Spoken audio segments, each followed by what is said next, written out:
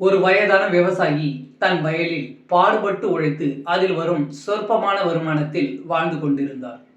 ஒரு நாள் அவர் வளர்த்து வந்த குதிரை காணாமல் போய்விட்டது. தகவலை கேள்விப்பட்ட அக்கம் பக்கத்தில் வசிப்பவர்கள் என்ன ஒரு துரதிர்ஷ்ட நிலை என்று பரிதாபமாக விசாரித்தனர்.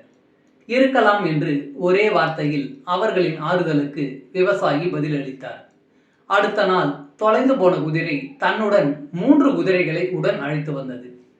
இதை ஆச்சரியமாக பார்த்த அக்கம் பக்கத்தினர், நீ ரொம்ப அதிர்ஷ்டசாலி, இப்போ 4 குதிரை உனக்கு கிடைச்சிடுச்சு என்றனர். தனக்கு கிடைத்த அதிர்ஷ்டத்தை பெரிதாக எடுத்துக்கொள்ளாமல் மறுபடியும் இருக்கலாம் என்று கூறி முடித்தார். ஒரு வாரத்திற்கு பிறகு விவசாயியின் மகன் குதிரையை வேகமாக ஓட்டி சென்று தவறுதலாக கீழே விழுந்து காலை உடைத்து கொண்டான்.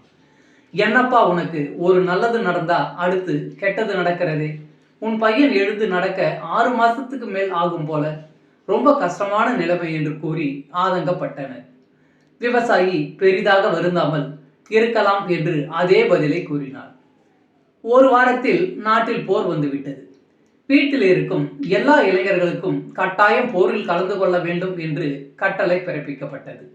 வீடு வீடாக இராணுவத்தினர் புகுந்து இளைஞர்களை அழைத்து சென்றனர். ஆனால் அந்த ஏழையின் மகனுக்கு கால் உடைந்திருந்ததால் அவனை மட்டும் அழைத்து செல்லவில்லை. அந்த விவசாயியின் அதிர்ஷ்டத்தை கண்டு ஊர் மக்கள் புகழ்ந்தனர். இப்பொழுதும் அந்த விவசாயி இருக்கலாம் என்று கூறினார். அவர் ஏன் எல்லா சூழ்நிலைகளிலும் ஒரே மாதிரியான சமமான மனநிலையில் இருந்தார்? காரணம் உண்டு. அந்த விவசாயி வாழ்வின் இயல்புகளை புரிந்து கொண்டவர். நாட்களில் நல்ல நாள் கெட்ட நாள் என்று எதுவும் இல்லை. ஒவ்வொரு நாளும் நமக்கு மறைமுகமாக பல பாடங்களை உணர்த்தி கொண்டிருக்கின்றது.